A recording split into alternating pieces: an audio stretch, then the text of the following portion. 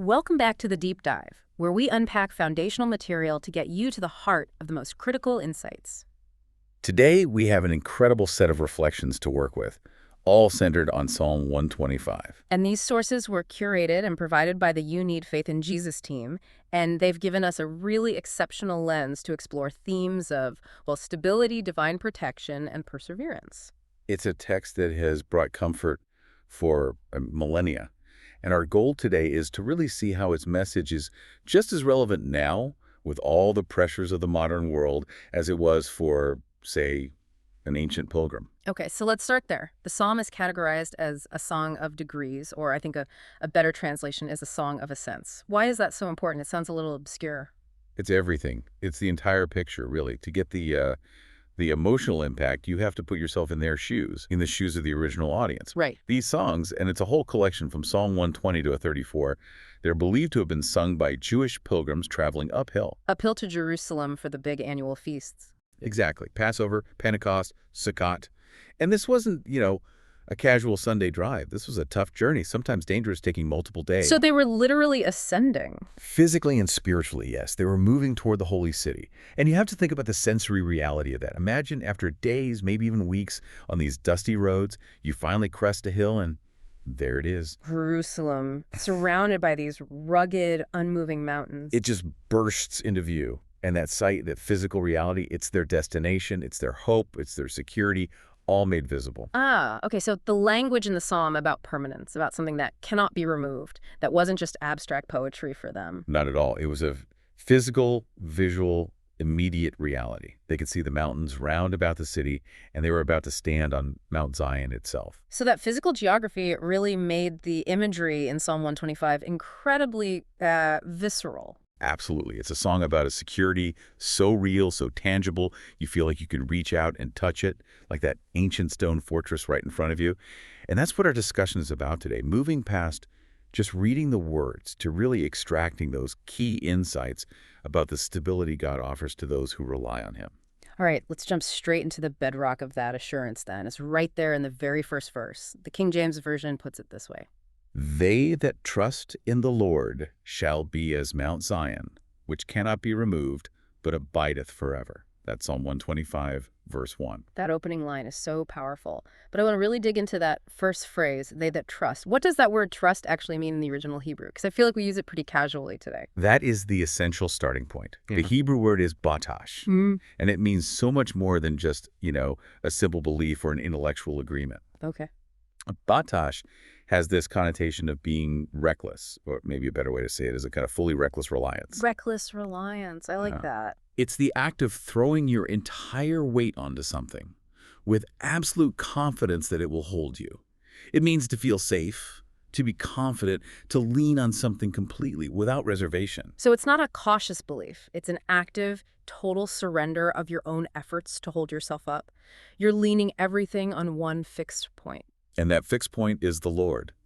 You see, the psalmist deliberately starts not with the believer's strength or character, but with the strength of the symbol, Mount Zion. And historically, Mount Zion wasn't just any hill. No, it was the location of the temple, the city of David. Yeah. It was the dwelling place of God's covenant with Israel. It was the physical touch point of divine stability on earth.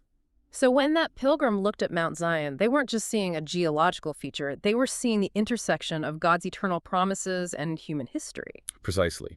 Zion represented permanence in a world of shifting empires and invading armies.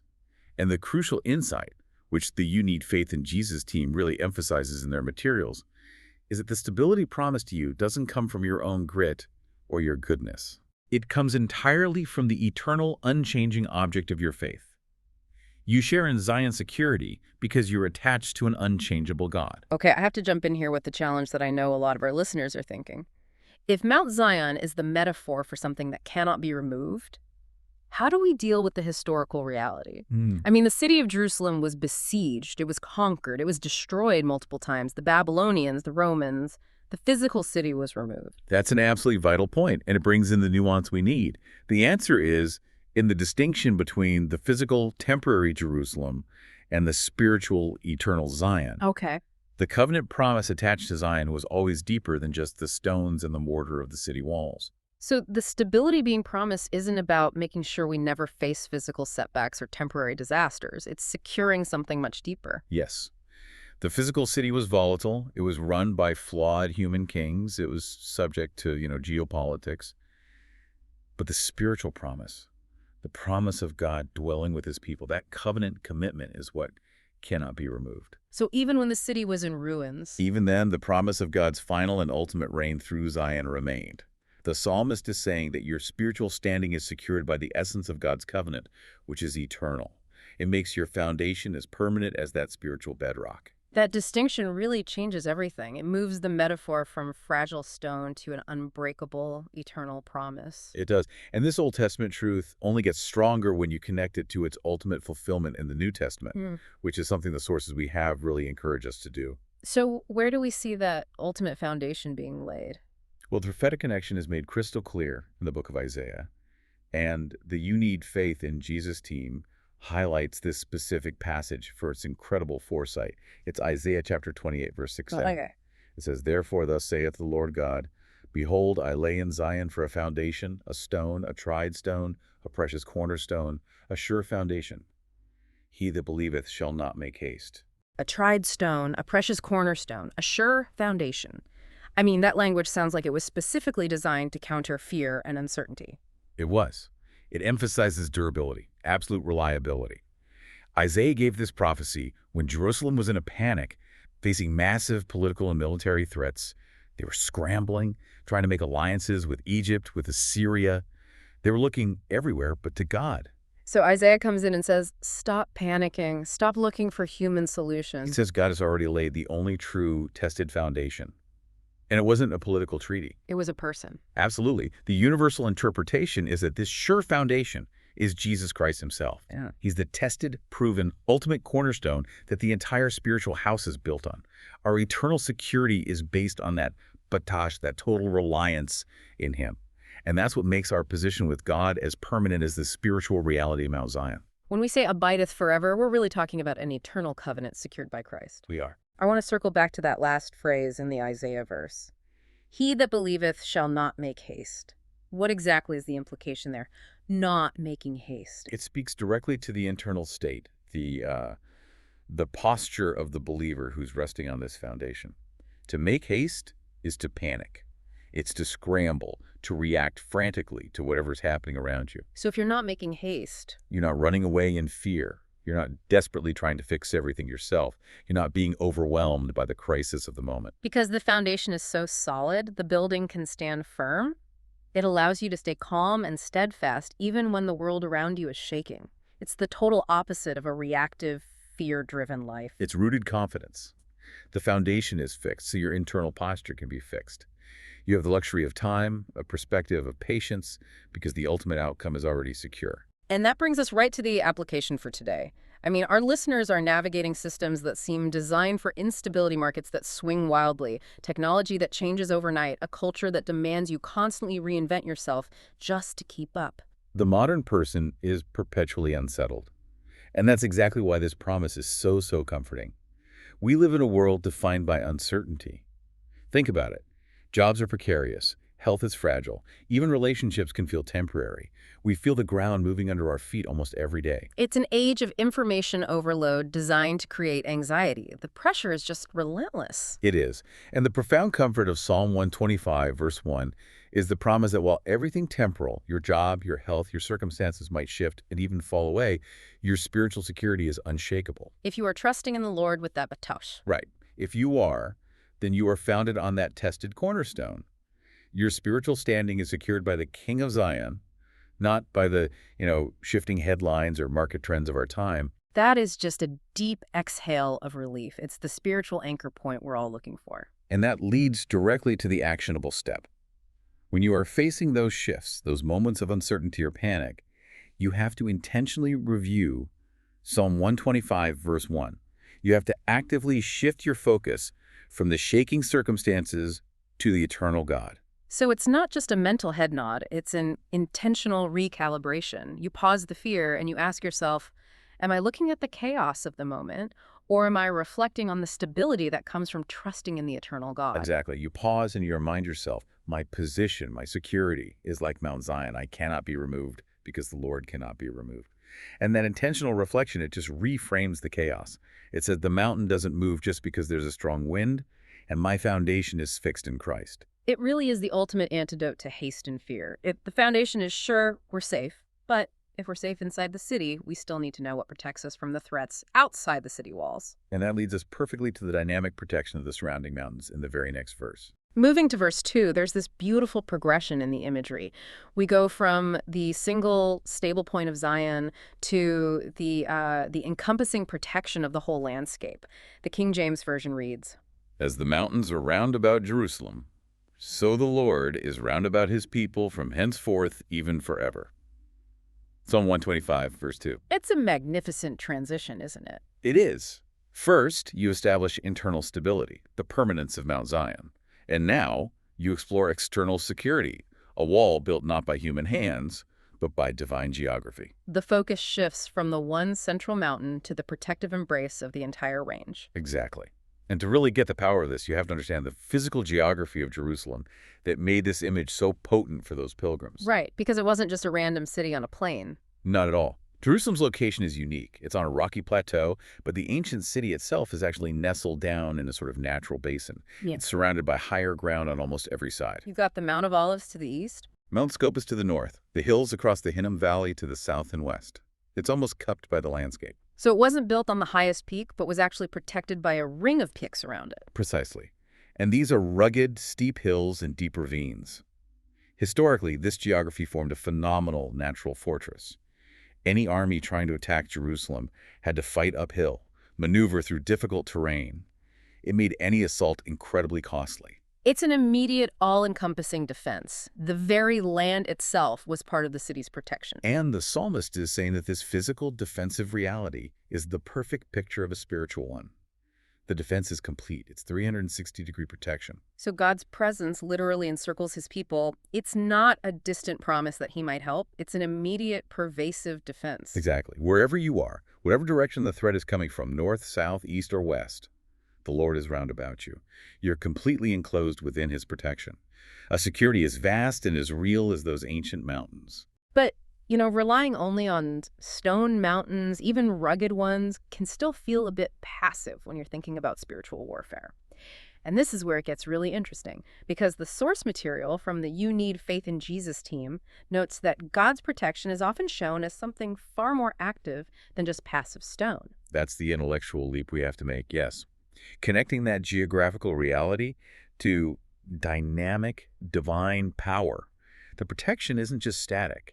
It's a powerful, active presence. And there's a great scriptural parallel for this. There is.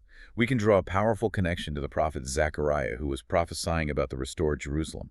In Zechariah chapter 2, verse 5, it says, Let me guess. For I, saith the Lord, will be unto her a wall of fire round about, and will be the glory in the midst of her. A wall of fire. I mean, that completely changes the scale of the defense. A stone mountain stops you. A wall of fire actively repels you. It consumes, it terrifies any aggressor before they even get close. It connects the passive stability of the landscape in Psalm 125 to the active, consuming power of God himself.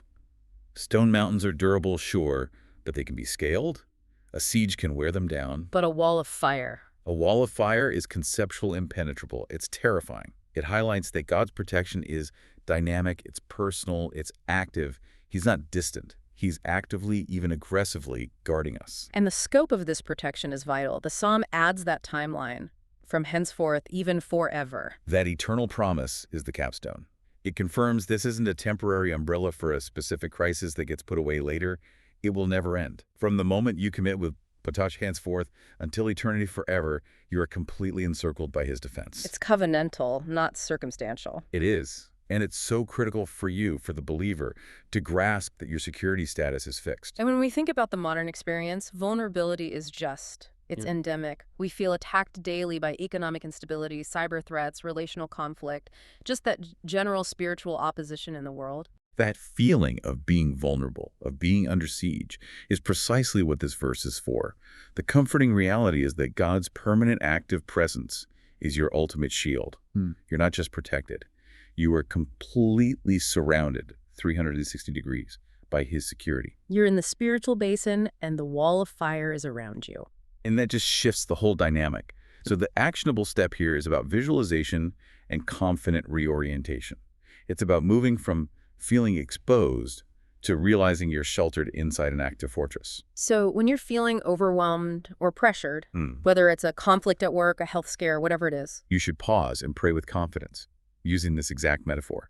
Consciously visualize that protective, encircling presence, that wall of fire as your immediate and eternal defense. and that changes how you approach conflict. You're not fighting for a shield. You're fighting from within the assurance of the shield. Right. And that confidence, which is at the heart of the teaching framework from the You Need Faith in Jesus team, that's what determines whether you operate from a state of fear and haste or from a state of peace rooted in divine security. Okay, so if the Lord is our wall of fire, why do we still face trials?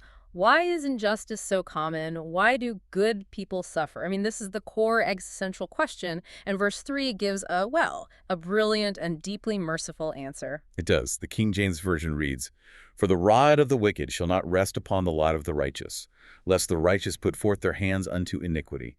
That's Psalm 125, verse 3. This verse is so dense. Let's unpack the symbolism first, the rod and the lot. The rod here symbolizes the rule, the authority, or the oppressive power of wicked people. It's an instrument of governance, or in this case of injustice. It represents the temporary dominance of evil forces. And the lot. The lot is the inheritance or the portion of the righteous. It's their lives, their families, their land, everything that defines their spiritual and physical portion in the world. It's their secured blessing. So the promise is that the oppression of the wicked won't be a permanent fixture on the righteous person's life. Precisely. The core promise here is one of non-permanence.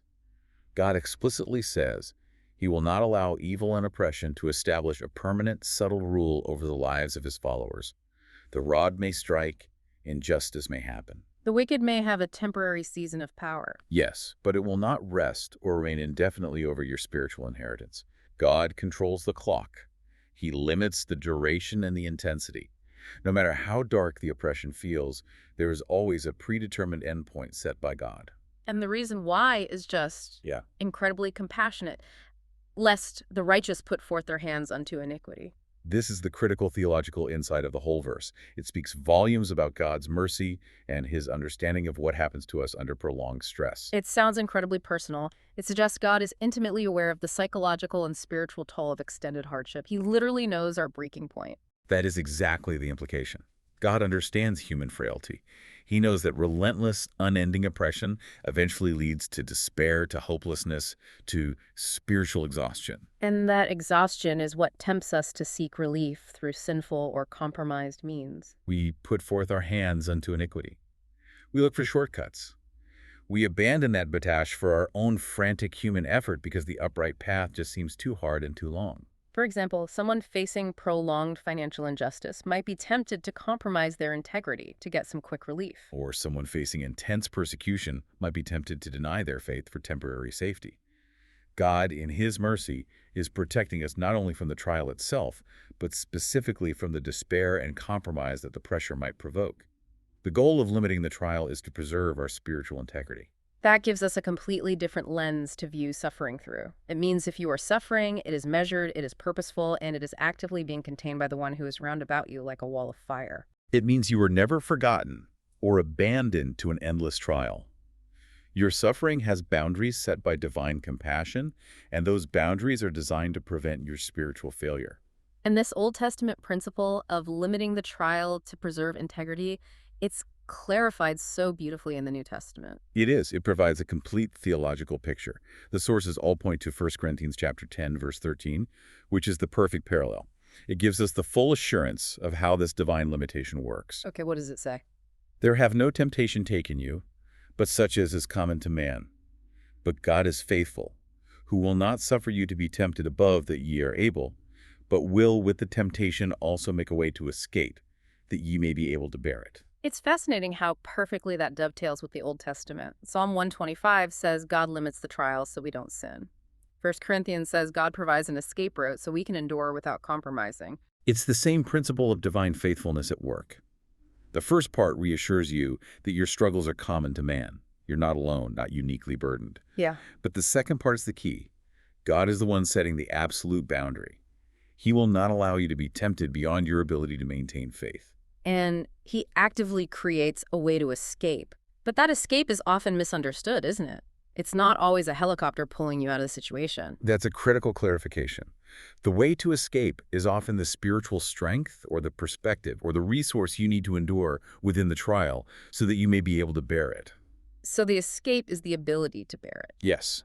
It might be a sudden infusion of supernatural peace. It might be the clarity to make a wise decision or the timely support of a friend.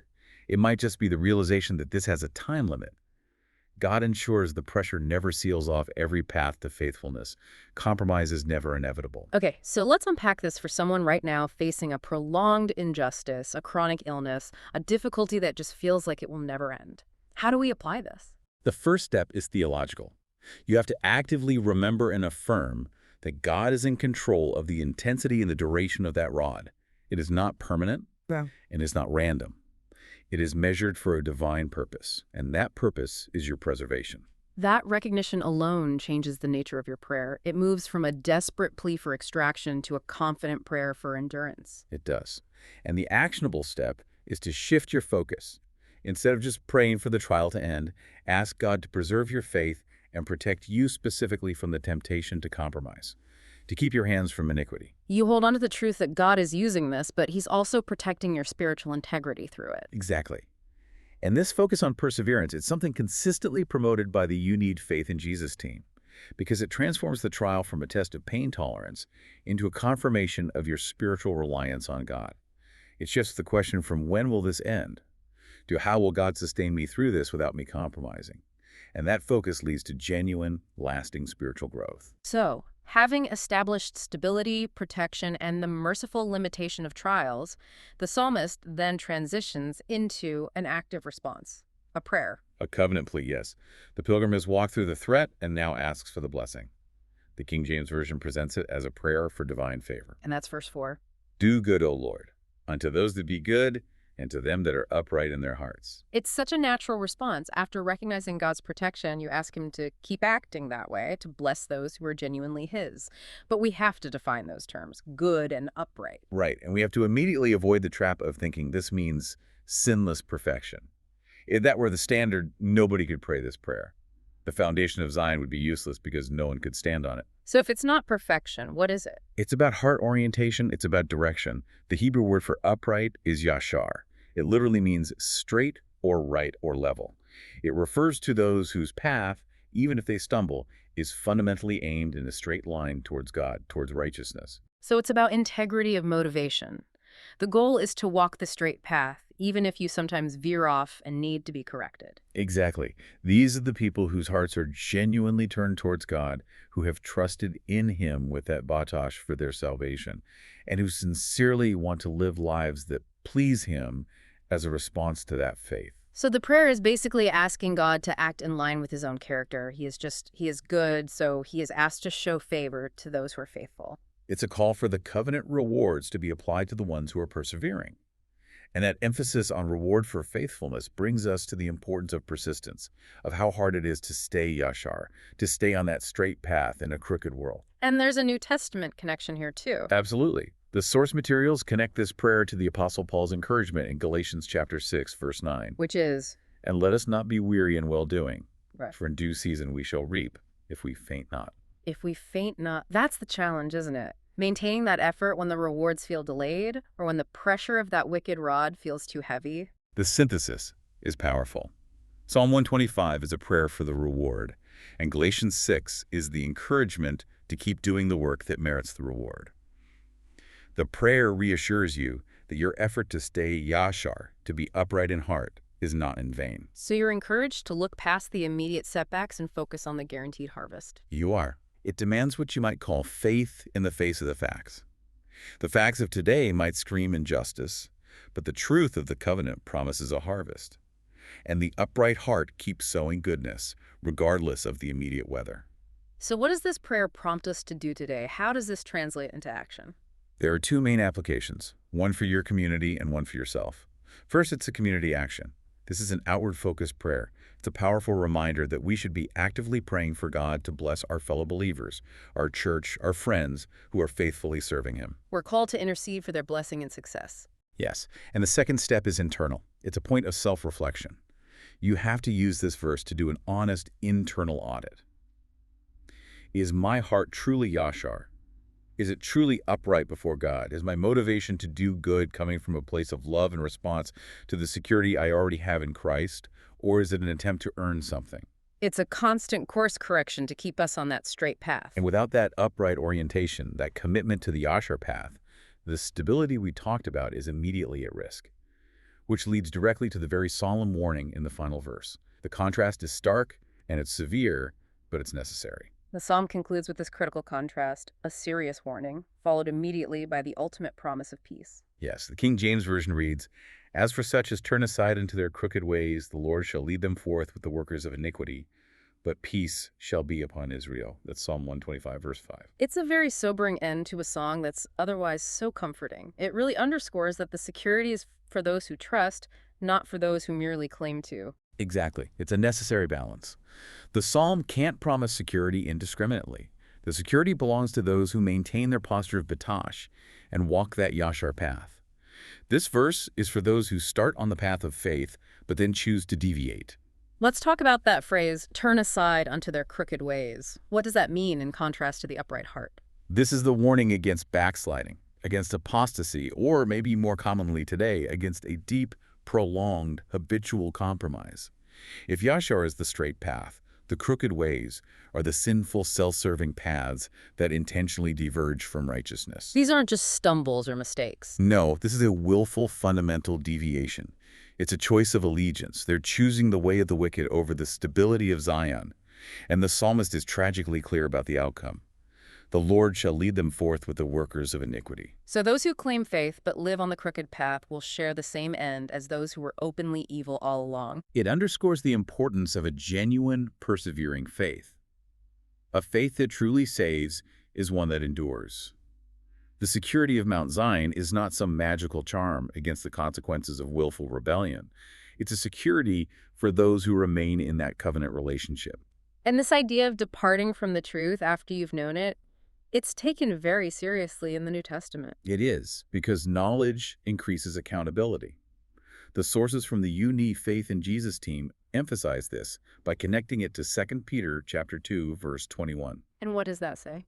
For it had been better for them not to have known the way of righteousness than after they have known it, to turn from the holy commandment delivered unto them. That is a harsh, sobering reminder. It is. It reinforces the warning in Psalm 125. Knowing the truth, knowing about the foundation of Mount Zion, and then deliberately choosing to turn away from it is a profound spiritual failing.